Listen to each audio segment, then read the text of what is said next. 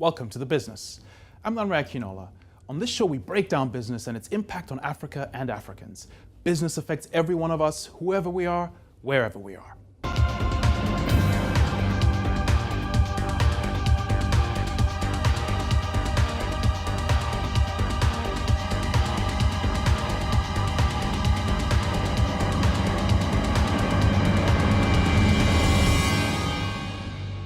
In the news this week, China's ICBC and Kenya's Stanbic Bank have launched a joint credit card. The aim is to tap into growing Chinese tourist arrivals. Nigeria awards oil purchase contracts to 50 companies. With elections looming, more than half go to local firms. And this week's big story, U.S. private equity investor Texas Pacific Group spends $47.5 million on a stake in Nigerian-Kenyan FINTECH company Cellulant. Is African tech going mainstream? And in the week's breakdown, we look at resource nationalism. Is it making a comeback? Joining me throughout for commentary and insight is Vuyiswa Ngomongwana, broadcaster and Africa watcher. And in part two, I'll be talking to Leila Ben Hassan, founder and CEO at Blue Jay Communication, about the blue economy.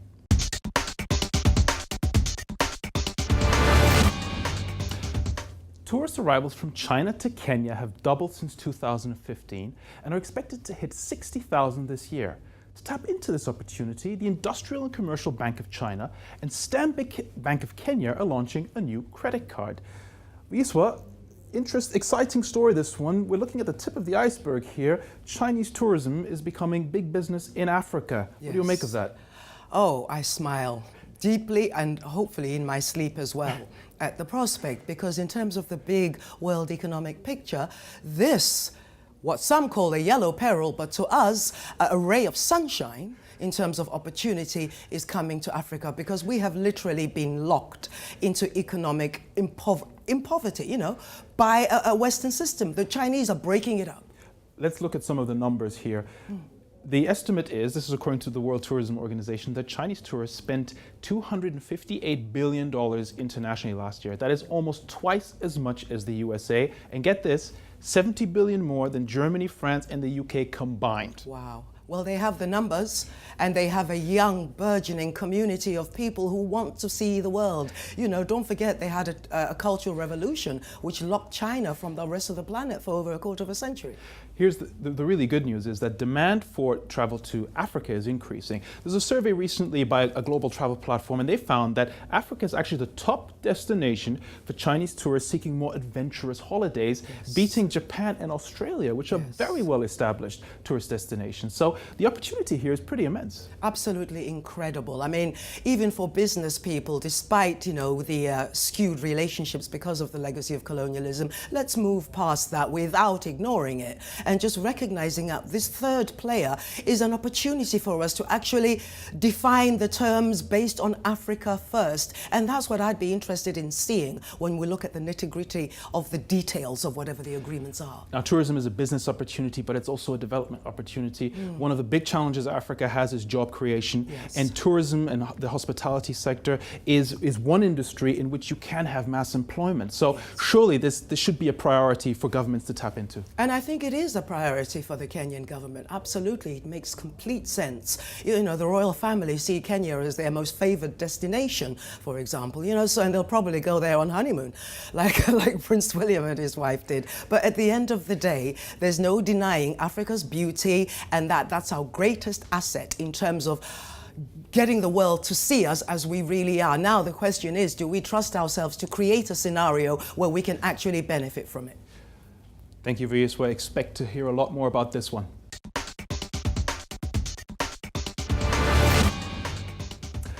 The Nigerian government has just awarded oil purchase contracts to 50 companies. 32 of them are local. Vuyiswa, this is an interesting one. On the surface, it looks like you have a government that is encouraging domestic private sector growth. It's great to see the Nigerian government investing in local oil companies. We know for a long time that's been a problem.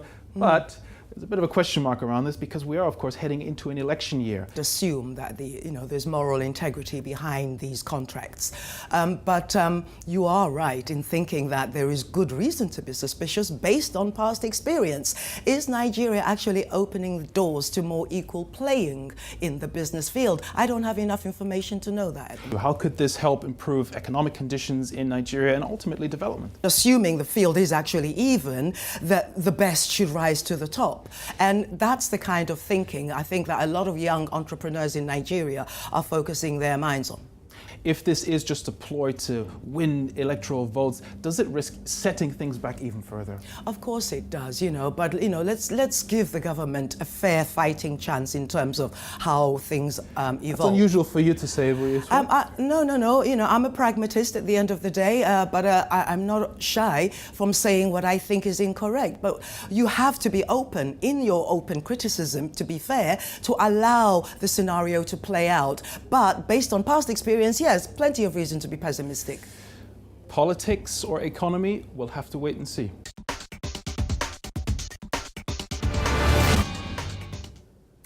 This week's big story is that TPG, Texas Pacific Group, that's one of the world's biggest private equity companies, has invested $47.5 million into Nigerian-Kenyan financial technology company Cellulant. African FinTech has caught the eye of global investors in recent years. Well, everything's about apps these days. Yeah. Africa is finally getting in on the act here. Rather than playing catch-up, they're starting to attract some big money here. Are you excited about this kind of investment? I'm very excited, and something that our viewers may not be aware is that Africa is leading the world in terms of the evolution of mobile technology.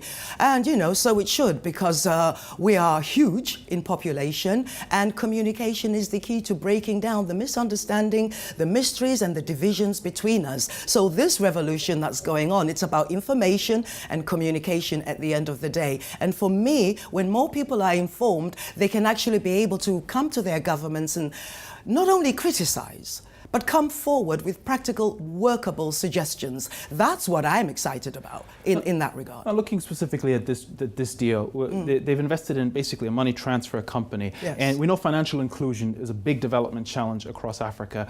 It's got to be exciting to see companies like this that are helping to bridge that gap, enabling people to move money across borders, send money home. Got to be a good thing. Absolutely. I mean, the beauty of the evolution of the technology is that it's actually making borders irrelevant. And for Africans, that means the world. Literally, we can reach the world, and I can't see any disadvantage with regard to that. And I can see the beginnings of a new way of capitalizing on economic growth in a different way, a different model that's more equitable than the one we've dealt with in the past. Keep an eye on this one. Tech in Africa is going mainstream.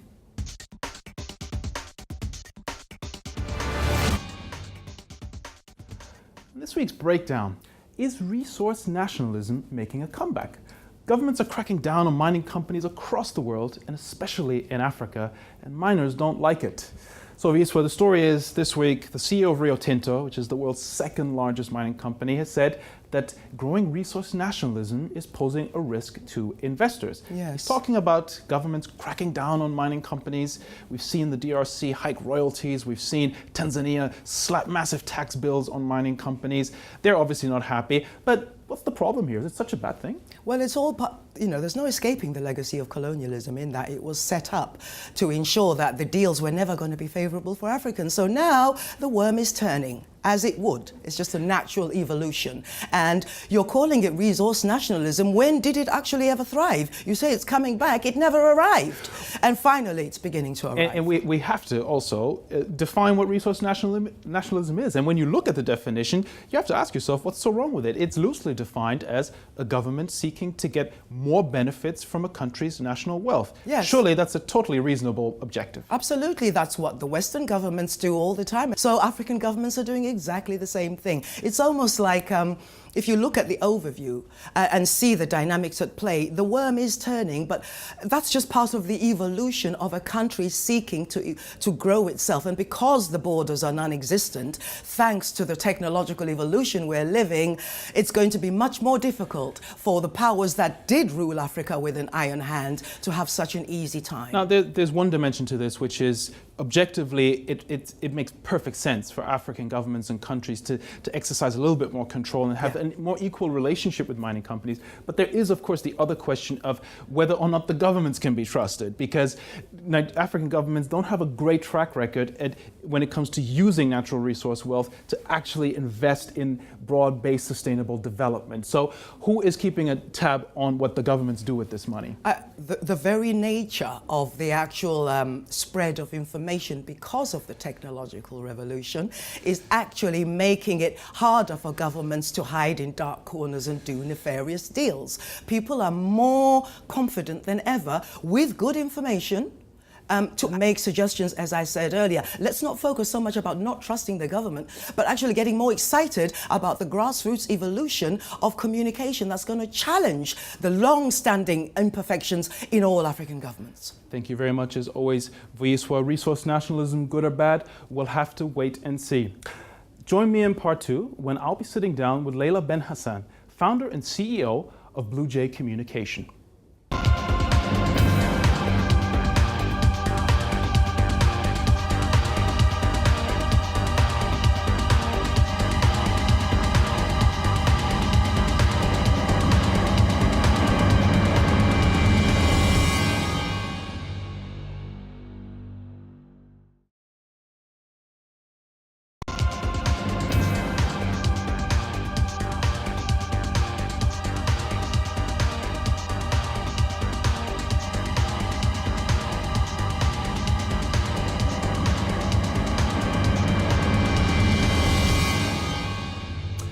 Welcome back to The Business, the show where we break down business and its impact on Africa and Africans.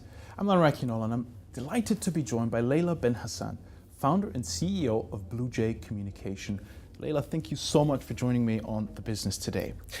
Now, we're here to talk about something called the blue economy. It sounds very mysterious. Could you give us a bit of an insight on what we mean when we say the blue economy? Thanks, Larry. I will put it in very simple explanation and words. So, everyone talks about agriculture, and we always associate agriculture with lands and with green. So let's take a blue economy, let's associate it blue with everything related to the water. So I mean by that oceans, seas, rivers, lakes, everything related to water and liquid. And everything that takes place on the water, everything that's connected to the water. So we're talking about trade here, we're talking about fisheries here, we're talking about sustainability here, we're talking about all sorts of things. Absolutely, it covers different sectors. To start is fishing, because when we say sea, we say fish, we say fishing. So to start with fishing, and also covers energy. We use wave energy thanks to the water and the oceans. We know energy is a big subject in Africa, and we have tourism, we have trade, we have ports, logistics.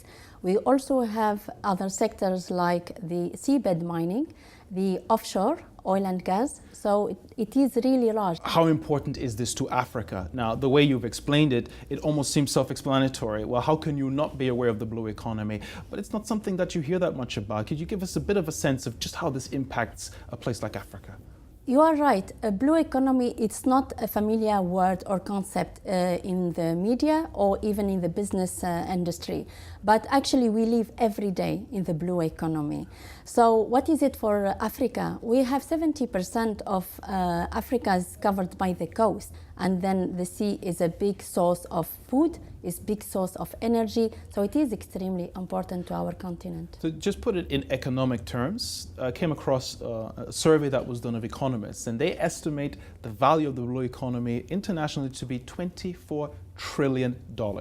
Now, when you put it that way, maybe that's when you start getting people's attention. Is there an understanding of the economic value, the business value, the commercial value of this? Because this isn't just about going and sitting on the beach. This is about money. Yeah, I don't think we are 100% aware of the value of the blue economy. Hence, it's more focused on agriculture and on the land. That's why we are now starting to talk more and more about the value and the opportunities we are missing or we are not tapping yet. And so we can imagine how many jobs we can create, how many families we can feed, how many import and export. So it's all about business, it's all about trade, it's all about sustainable growth. We are missing missing, let's put it this way, big, huge of opportunities, but we are getting there. So we need to get there, and some countries in Africa, we have to say, they already started, like Seychelles. Okay, we'll pick up on that. We'll pick up on who's getting it right, but let's talk a little bit more about the debate around this. There is a debate, and I know that you were in Mexico earlier this year for something called the World Ocean Summit, which is the #1 platform for discussion around the blue economy. Tell me a little bit about the representation from Africa out there. Well, I was quite surprised, not to say shocked, because I expected to find so many countries from Africa, but unfortunately there were no presence. And as far as I know, I was probably the only African there. That's and unbelievable. I mean, that's crazy. It looks like some of the companies' priorities is not Africa. Sadly, it is like China, India, other places. However, I don't think like we Africa, we are behind. We are there. We are into the blue economy. Just we need more presence. We need to talk about it more, and also to understand it. Tell us a little bit about what Blue Jay Communication is up to, because you're bringing people together and you're doing it right here in London, aren't you? As far as I know, it's the first platform, Pan-African platform, where we are going to talk about the blue economy. So I'm glad at least we are there. We started, so we can't say Africa behind. We are not. So we started the conversation. I wanted my company, Blue Jay Communication, to create this platform because it's a subject that means a lot to me as a person, and also what we need to do is, contribute to our continent is our responsibility. So let's do something also different, something like can create job for young. It's all for me about how we can help and contribute to create jobs for young people. Which is one of Africa's biggest challenges exactly today. And how we can, blue economy is how to feed people and how to create, reduce poverty, and it's about food, and also how we can contribute actively to the UN Sustainable Development Goals, and one of them is about water and like gender equality, also how we can involve women more in these sectors, and about young. Who are you bringing together? Because there's an obvious development angle to this, but one thing that we know is that sometimes it can be difficult to get the business community engaged in these kinds of issues. What's been your experience? Is this something that the private sector is starting to understand? It is very challenging to be I think you might be understating it. No, I have to say it was very challenging, because every time you pick up the phone or try to talk to people, hold on a second, what are you talking about? What is the blue economy? So number one, you have to explain what is the blue economy to get people involved, because they are into the blue economy, but it's just the concept is quite new. So you have to explain what is the blue economy, what is it for them, because it's always about business. So what is it for them, why they should take part. So I try to bring the private sector and the government. It's always about partnership, both private and public sectors, who are coming like ministers from different countries in Africa, private sector, not that much, so hopefully they will come in. Still there are 3 weeks to go. But also what I need to tell you that the Murdoch University in Australia, they are very into blue economy, and they are coming to explain what is the blue economy, what are the opportunities, what are the challenges. Which is how you start, right? Exactly. You also have to raise awareness, and this is a big part of it. When is this happening? On the 7th and 8th of June. Okay, now you said earlier that you mentioned the Seychelles as a country that is starting to embrace the blue economy. Makes sense, given that the Seychelles is a collection of islands. But where else in Africa do you see progress? And what are some of the bottlenecks? What are some of the critical issues here that is stopping governments, becoming much more proactive in raising awareness and harnessing and leveraging the economic potential of the blue economy? Yeah, the Seychelles, they are quite advanced because they have the Ministry of a Blue Economy, and they have a dedicated minister for the blue economy. They are quite active. But the good news also, there is another big event happening in Kenya in November. So this is, I think, good news, because if everyone talk about it and doing something about it, so this is really, really good news. There are few countries, because when you see the case studies, like there is in Zanzibar, there is in Cape Verde, there are in Tunisia, in Morocco. So there are a few countries where there are case studies, but we don't say it is part of the blue economy. Tell me a bit about Tunisia. You are from Tunisia. I am from Tunisia. Tell us a bit about how Tunisia is approaching this. Could you maybe list some examples of how governments are taking proactive steps? I don't think they are proactive as it should be yet. But we will get there. We will get there because I also heard they are going to do something and at the end of the year for blue economy. You know, it's raising the awareness. You know, but for me as a Tunisian, and I come from a small island, so I can see also when I was young and how we have like the sponge and the maritime and the fishing and how the industry, but then suddenly nothing. I can't see like before, you know, we used to sell the sponges and we do it, there is farm sponges. Recently I read about Zanzibar and about sustainable business and a lady, she's doing it and I was like, yeah, we used to do it in my island. This is great to see it back. There are so many industry, they disappear but or like reducing, but we need them. And we often don't understand why, right? And that's because there isn't that awareness. Now, one last question. We are running out of time, but let's try to look ahead over the next 3 to 5 years or so. What do you think needs to happen so that Africa, one, doesn't miss the opportunity, but of course also that Africa is aware of the risks of not tending properly to the oceans, because this is also about climate change, this is about sustainable development, this is about security, etc., etc. Yeah. It's not just about making money. Yeah, security is a big, one of the big subjects, and the illegal fishing and the IUU.